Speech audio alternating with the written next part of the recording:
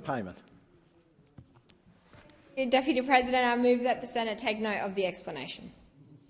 Recently, I was reminded of a quote I'd seen a while ago. I tracked it down to former Senator Rex Patrick's website. He quotes former Labor Minister Barry Jones as saying, and I quote, "In Canberra, I feel like a member of a football team which never plays at home. The public servants have collectively about 85% of the information, and we have about 15%, much of which is acquired from leaks and newspaper reports." Now, every day, many of us in this place try to get that number up to 16 or 17%. What we saw yesterday was the 85% punching down on the 15%. I thought I'd fallen through a portal to 10 years ago. I thought I was back at UWA with the student politics that was on display yesterday afternoon. It was an act of juvenility and arrogance in equal measure. It was summed up when Senator Scarr sought to clarify the purpose of an amendment to the motion which gave rise to this attendance. Now, I'm not certain who it was, perhaps it was Senator Gallagher, but someone from the government benches called out that its purpose was to annoy you. That just about says it all. OPD 208 relates to the Australian government 5% deposit scheme. Now, a 5% deposit sounds great. The bar to get a mortgage is lowered and more people have the opportunity to buy their first home. But let's think about what a 5% deposit means, though. It means a 95% mortgage.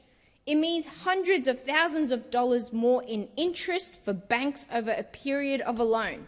The banks love it. Just yesterday, it was reported that the Housing Minister's Director of Policy, the guy who came up with the 5% deposits, has left for the Commonwealth Bank. Not a bad little rort.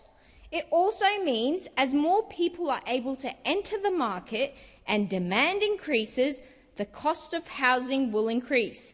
Even Treasury has said that this program will push up house prices.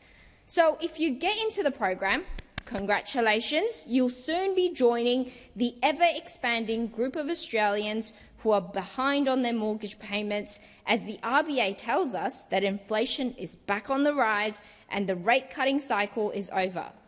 For those who don't manage to get into the scheme, its effect on house prices means the Australian dream will just keep drifting away. I'd like to acknowledge the efforts of Senator Bragg, who has struggled to have the modelling for the 5% deposit program released through Freedom of Information, a system which this government believes needs to be more secretive. I don't want Australians to think that this is just a Canberra bubble transparency issue. However, for the Australians who've been priced out of the housing market, it's all too real. The government hiding evidence that their programs exacerbate unaffordability means they can avoid having to take action on the things that would make housing more affordable in a systemic way. We've heard that this government is thinking about addressing the tax concessions that have turned housing from a place to live to an investment vehicle. A reform budget is reportedly in the pipeline, and I hope those reports are accurate. The capital gains tax discount and negative gearing, as I have said for years now, must be addressed.